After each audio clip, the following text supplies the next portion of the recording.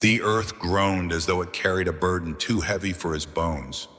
A tremor passed beneath the soil, splitting the ground into jagged veins of fire. Skies that once stretched endless and blue now resembled shattered glass, breaking apart piece by piece until fragments of light and darkness bled into each other. The horizon glowed red, not with the beauty of a sunset, but with the final flames of a world burning from within. The air was thick, trembling as if the atmosphere itself had lost its will to hold together. Winds howled like lost souls, carrying ash across barren fields where rivers once flowed. The seas that once roared with life and power hissed into vapor, vanishing into the sky as though fleeing their fate. The mountains that for millennia stood tall and proud collapsed like sandcastles before a wave, their peaks crumbling into dust, bowing low before the command of the one who created them. And amid this ruin, 10 figures stood. Their silhouettes flickered in the glow of fire and lightning, unshaken while the world tore itself apart. They were men and women of no worldly crown, no earthly throne, no banners to wave in their names. They carried no armies behind them, no monuments to their existence, only faith. Their presence in this hour was not because of power, nor because of wealth, but because their hearts had remained bound to Allah when the hearts of humanity had long abandoned him. They stood barefoot upon the trembling ground, their faces streaked with the light of conviction. Their eyes, though reflecting the terror of collapsing skies, held within them a serenity that could not be touched by fear. For they knew they were not witnesses of mere destruction, but of a promise unfolding, the fulfillment of words spoken by prophets long ago. Every quake, every storm, every flash of fire was not chaos, but decree, signs that the world was bowing to its Lord, returning to its origins. The cries of the earth grew louder, a sound unlike any thunder heard before. It was as though the soil itself wept, as though every atom of creation pleaded for mercy. Cities lay in ruins, silent. Palaces that once towered above nations crumbled to nothing. Monuments of human pride were scattered like dust on the wind, and yet these 10 souls still breathed. The last flicker of humanity remained not in kings or generals, but in believers whose hearts beat with remembrance. They felt the weight of destiny pressing upon them, for they were not chosen by accident. Every step of their lives had led them here. Every prayer whispered in the silence of night, every tear shed in repentance, every act of kindness performed when the world mocked faith, all of it had prepared them to stand in this moment. They were not ordinary people, though to the world they once appeared as such. They were the final guardians of faith, the last living proof that devotion to Allah could endure until the very end of time. The heavens cracked again, and a firestorm swept across the land, yet the 10 did not falter. Their lips moved in dhikr, words of remembrance rising above the cries of a dying world. Their hearts did not cling to what was slipping away, for they understood what others could not, that this end was not loss, but return. They were watching the greatest moment in all of existence, the closing chapter of the earthly story, when all creation is called home. Around them, silence began to fall, the kind of silence that exists only after something greater has spoken. The world, once filled with the endless noise of life, commerce, and sin, grew still. The earth had screamed, the skies had shattered, the seas had vanished, and now the universe waited in awe. The 10 believers stood with breath steady, their eyes fixed on the heavens, knowing that they were chosen to witness what no human eyes would see again, the final surrender of the earth to its creator. The silence that followed was not peace, but the pause before a storm unlike any other. The air trembled with a weight that pressed upon every particle of creation. The skies above, though already torn and fractured, began to churn with movements unseen before by human eyes. A light unlike the sun's glow or the moon's reflection began to seep through the cracks of the heavens. It was neither warm nor cold, neither gentle nor violent, but overwhelming, a brilliance that demanded all existence to bow before it. The 10 believers raised their eyes, their chests tight with awe, for they knew what this sign meant. The angelic hosts were descending. The sound came first, a resonance not carried through air but directly into the soul. It was a hum, a vibration that made mountains quiver, seas recoil, and the very atoms of the earth respond. Then came the vision, legions of angels pouring down, their wings stretching farther than the horizon, each feather reflecting the light of obedience to their Lord. They filled the skies as rivers fill valleys, endless and flowing, carrying with them a command that could not be resisted. Their presence was not like the armies of men with banners and war cries. It was a tide of light, a force of submission. The believers felt their knees weaken, not from fear, but from the overwhelming majesty of what they beheld. The angels did not descend in silence. Their voices carry words that thundered across creation, words of tasbih and takbir. They declared the perfection of Allah, the greatness of His throne, and the truth of His promise. Every utterance shattered what remained of human arrogance, for no tongue could deny what the heavens themselves proclaimed. Nations that once denied the unseen had long vanished into dust. But now, if any heart still beat beyond the 10, they too would have been forced into silence, compelled to witness what was undeniable. As the angels spread across the torn heavens, the throne's light began to manifest. The veil that once separated the world of the unseen from the world of men was being lifted. The 10 believers felt their hearts tremble with both fear and longing, for they knew they were nearing the unveiling of a reality hidden since the beginning of creation. The wind carried scents unknown, fragrances of a world untouched by decay. Their souls stirred, for within them was a fitra, a primordial memory of a covenant long made, when every soul bore witness to its Lord. That memory awoke, and the truth before them no longer felt new, it felt remembered. The ground beneath their feet groaned again. From the depths of the earth, fire surged, rivers of molten stone tearing across the land. Yet the flames bent away from the 10 believers, curving as though commanded, for nothing could touch those whom Allah had preserved. The land collapsed into chasms, swallowing cities whole. Oceans drained into the wounds of the earth, leaving behind plains of mud and bones. The sky cracked further, each fracture echoing like the strike of a drum heralding the inevitable. Among the 10, there was no speech. Words felt too small, too frail to capture the immensity of what they saw, but their hearts spoke endlessly. They felt gratitude, trembling awe, and a yearning that surpassed any love they had ever known.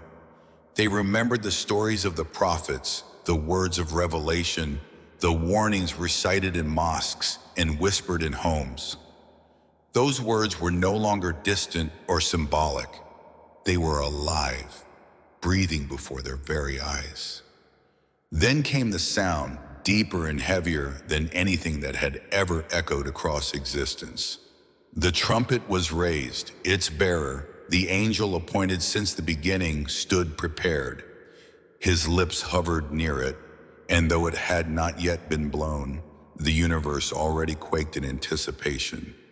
The believers' breaths caught, for they knew what would follow. The first blast would shatter all that remained of life, stripping existence down to silence. Their eyes locked on the angel, each heartbeat a thunder in their chests. The moment stretched, long and unbearable, yet inevitable. When the sound came, it was not like any sound known to men. It was not heard with ear, but felt with the essence of being. It pierced through flesh, bone, and soul, unraveling the threads that held creation together. The stars themselves were snuffed out, extinguished like candles before a storm. The moon crumbled, the sun collapsed inward, and every planet scattered like sand in the wind. The earth convulsed one final time before breaking apart, no longer able to contain what it once held. The 10 believers felt themselves lifted, not by wings, not by force, but by decree. Their bodies no longer obeyed gravity, no longer clung to soil or stone. They were carried by the will of Allah, preserved while the rest of existence dissolved into nothingness. Around them, time itself seemed to falter. The rhythm of day and night, the flow of seconds and minutes, all ceased, for what need was there for time when eternity had arrived? The first blast ended and silence returned, but this silence was different. It was not the silence of waiting, but of absence. Creation had ended.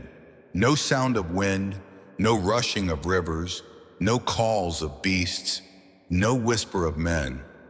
Only the 10 believers remained, suspended between worlds, their eyes fixed on the void that stretched where once a universe had been. They were alone, yet not abandoned. They were few, yet more significant than all that had perished, for they carried the last heartbeat of faith. Then, after a span known only to Allah, the second blast came. This one did not destroy, it awakened. From the dust of the earth, from the ashes of stars, from the forgotten bones scattered across oceans and deserts, humanity was raised. The graves burst open, the seas surrendered their dead, the winds gave back what they carried. Bodies were restored, souls returned, and the vast assembly of mankind stood once more. From Adam to the final child born before the end, were gathered upon a single plain that stretched beyond sight.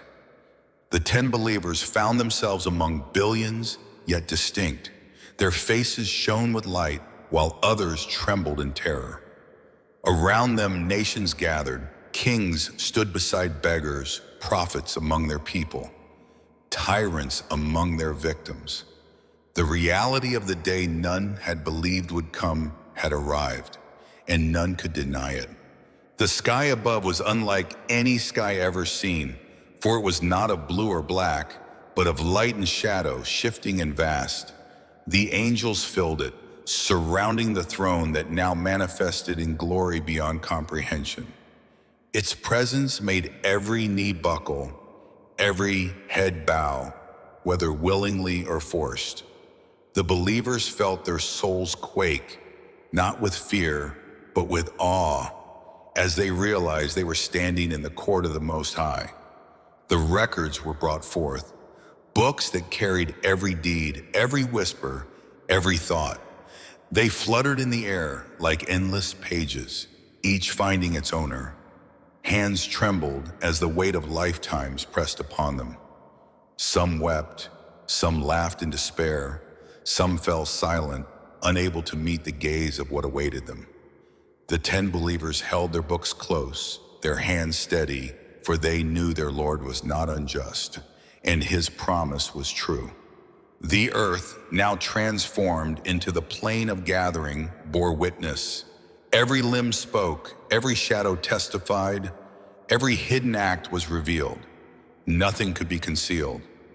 The mountains now gone spoke of the steps taken upon them. The seas, now vanished, testified of what they had swallowed. Even the air recounted the words it once carried. All of creation bore witness against man, leaving none with denial upon their tongues. The plain stretched without boundary, an endless horizon filled with every soul that had ever walked upon the earth. The dead, once scattered across centuries and lands, now stood shoulder to shoulder, their faces pale with dread. The hum of whispers ran through the multitude like a trembling wind. Yet even whispers could not drown the gravity of what had descended upon them. Above the throne radiated a brilliance that bent every heart, compelling them to bow, even if unwilling. The angels stood in ranks unbroken, their faces neither smiling nor frowning, their presence heavier than mountains, awaiting the command of their Lord. The 10 believers stood among billions, yet their light set them apart. It was not a torch held in hand, but a glow from within, a radiance that came from lives lived in faith and humility. Where others trembled, they stood firm, though their hearts too were overwhelmed by awe. They remembered the words of the prophet, peace be upon him, describing this very moment, and now it was no longer prophecy, it was reality pressing down upon their souls. The scrolls of deeds began to descend. Each book fluttered through the air like a bird seeking its nest, yet none could refuse it. Hands stretched unwillingly, for the record could not be avoided. Those destined for ruin received their books in the left hand, some behind their backs in humiliation. Their faces twisted in horror as the pages revealed the weight of their sins. Their wails filled the plain, voices breaking with regret. Others, the fortunate, received their books in their right hand, lifting them high with trembling joy, proclaiming aloud, "Here, read my record." Their voices rang out, not in arrogance, but in relief, for their Lord had honored them. The 10 believers looked upon their books, their hearts steady. Their records were not without faults, for no human lived without sin, but the mercy of their Lord had covered them. They saw their prayers written, their fasts counted, their charity noted. But more than that, they saw forgiveness washing over their shortcomings. Their eyes filled with tears, not of fear, but of gratitude. For what value had their deeds had, if not for the mercy of the one who multiplies a single good act tenfold, 70-fold, or beyond measure? The multitudes grew restless as they awaited judgment. The sun drew near, not in warmth, but in blazing torment, and people drowned in their own sweat according to their sins. Some were submerged to their ankles, some to their knees, others to their chests, and some choked beneath its flood. The cries of desperation rose, voices calling for relief, yet none could grant it except the Lord of all worlds. The prophets were approached one by one, Adam, Noah, Ibrahim, Musa, Isa, but each responded, myself, unable to intercede, for the terror of that day overwhelmed even them. At last the people turned to Muhammad, peace be upon him, and he alone fell in prostration before the throne, pleading not for himself, but for his ummah. The believers watched, tears streaming, as their prophet was granted the right of intercession. His voice rose in supplication, and Allah, in his infinite mercy, accepted. Through him, countless souls found hope where despair had nearly consumed them. The 10 felt the weight of gratitude swell in their hearts, for they knew their place on this plane was secured not by their strength, but by the mercy their prophet had begged for on their behalf. Then came the scales, vast beyond comprehension, balanced with precision beyond the finest measure. They stood as the final measure of truth. Deeds were weighed not merely by quantity, but by sincerity. The smallest act of kindness glowed with weight, while grand deeds done in arrogance turned to dust. Men who had built monuments of charity for praise found them lighter than air, while women who whispered a single heartfelt prayer in solitude found it heavier than mountains. The 10 believers approached in turn, their hearts trembling but hopeful, their scales tipped with the weight of faith, of patience in trials, of acts unseen by men but recorded by their Lord. Their sins, though present, were cast aside by the mercy that outweighed them. Each step forward felt like an eternity, Yet when the scale balanced in their favor, relief poured over them like cool rain after endless drought. They breathed deeply, knowing they had been honored by their Lord's acceptance. The masses moved toward the Sirat, the bridge stretched across the abyss of hell. It was thinner than a hair, sharper than a sword, and beneath it roared the inferno, a fire that had been kindled for millennia, hungry for those who denied and defied. The sight alone caused hearts to quake, and even the prophets prayed, "O Allah, grant safety, grant safety." One by one, humanity crossed. Some passed as swiftly as lightning, others as fast as galloping horses, while some crawled upon hands and knees, clinging desperately.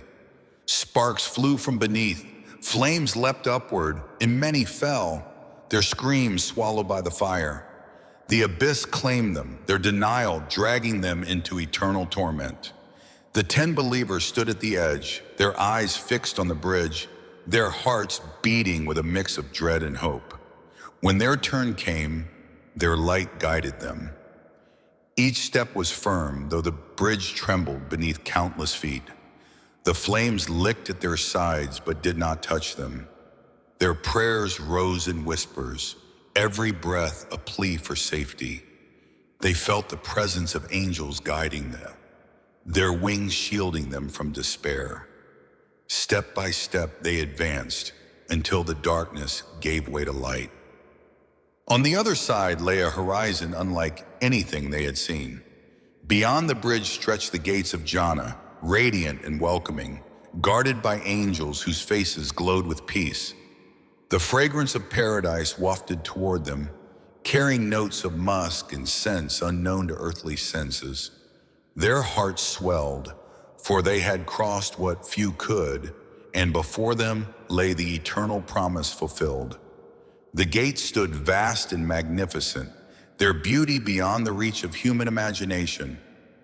Pearls and gems adorned them, their light reflecting in colors never seen in the world. The angels at the gates smiled, their voices soft yet carrying across eternity. "Peace be upon you, you have done well. Enter here to abide forever." The words washed over the believers like rivers of mercy, easing every scar their souls had carried. The 10 believers stepped forward, their bodies trembling, their eyes overflowing with tears. Every hardship endured, every sacrifice made, every moment of faith tested, all now led to this. The world of trial had ended. The eternal home awaited. They moved closer, each step bringing them nearer to the gates that would never again close behind them. The gates of paradise loomed before them, radiant with a brilliance that no eye in the world had ever beheld. Their towering frames shimmered like pearls kissed by dawn, and every jewel embedded within them pulsed with its own light, as if Elohim echoing the praises of their Creator. The fragrance that spilled from beyond those gates was unlike anything that could be described. It was not merely a scent, but a presence, soothing, intoxicating, and pure, wrapping around the hearts of the believers like a long-lost embrace. The angels who stood guard, majestic in stature and serene in expression, welcomed them with smiles that carried no trace of fatigue, no shadow of sorrow. Their words rang like music. "Peace be upon you, you who remain steadfast. Enter into what you were promised."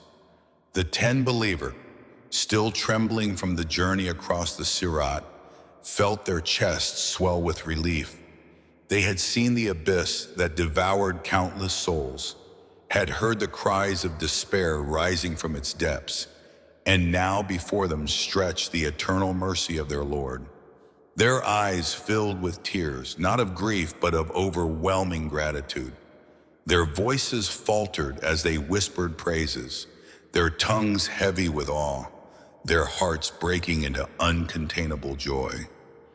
Each step closer to the gates felt as though centuries of sorrow were lifting from their shoulders. When the gates opened, the sound was not a creak of hinges, but a chorus of light, as though the very air rejoiced at their entry.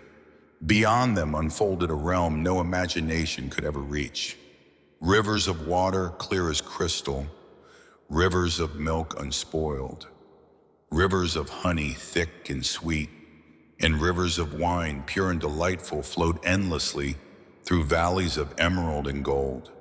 Trees stretched high, their trunks of silver and branches dripping with fruits of every kind. Fruits that shone with colors unknown to earth. Each leaf glistened like polished emerald, each petal like woven silk, and their shades stretched wide, offering comfort without limit. The ground beneath their feet was not soil but soft musk, cool and fragrant, carrying them gently as they walked.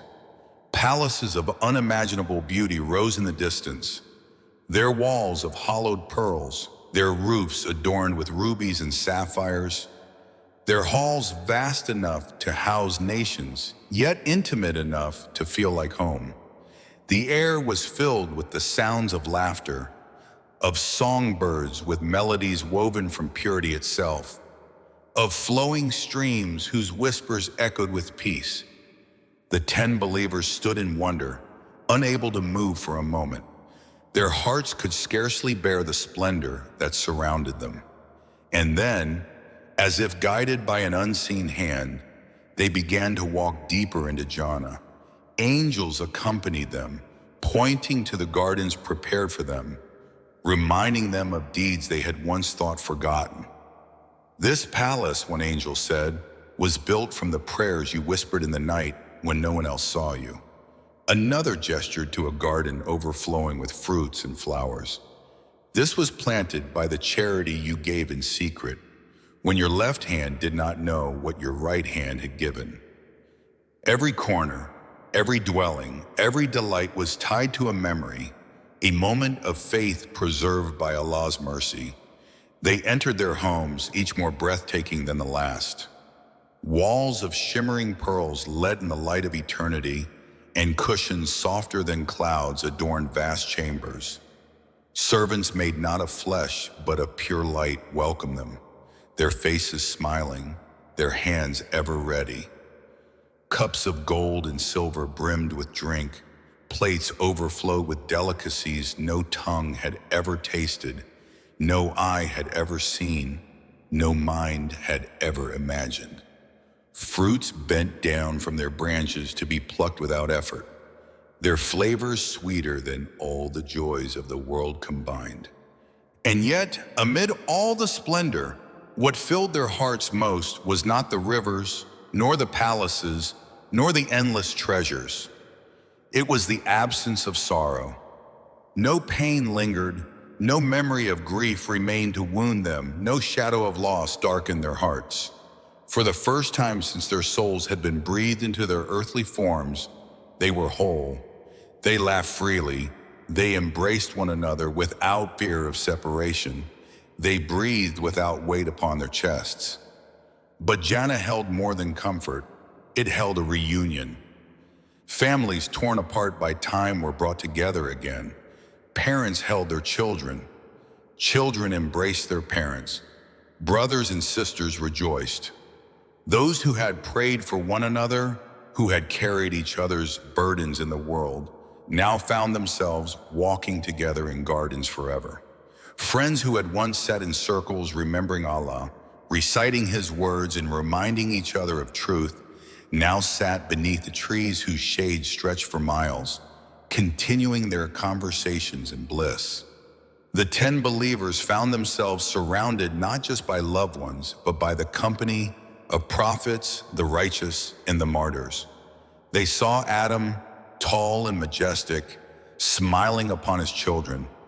They saw Ibrahim, the friend of Allah, welcoming his descendants into the gardens he had once longed for. They beheld Musa, whose voice had once echoed upon Sinai, and Isa, radiant with serenity. Above all, they saw Muhammad, peace and blessings be upon him, their beloved prophet, who had prayed for them even before they were born, who had shed tears for his ummah, who now welcomed them with open arms.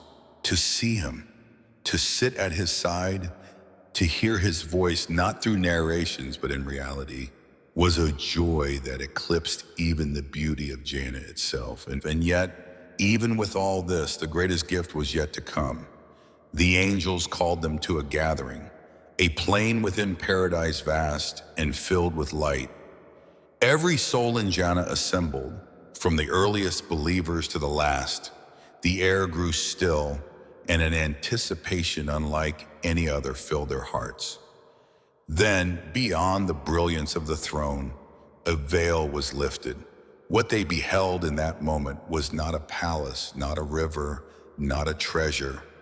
It was their Lord. The vision of Allah, the one who had created them, sustained them, forgiven them, and guided them, shone upon them. Their eyes did not falter, nor did their hearts doubt, for this was the fulfillment of every longing, every prayer uttered in the dark of night, every tear shed in repentance, every sacrifice endured. All of it had led to this moment. To gaze upon the face of their Lord was a joy that surpassed rivers, surpassed palaces, surpassed eternity itself. They fell in prostration, not out of fear, but out of love, overwhelmed by the mercy that had brought them here. The 10 believers whose journey began upon a trembling earth and carried them through terror and judgment now found themselves in eternal peace. Every breath was praise, every glance was joy, every moment was forever. They had reached the home for which they were created, the promise fulfilled, the mercy without end.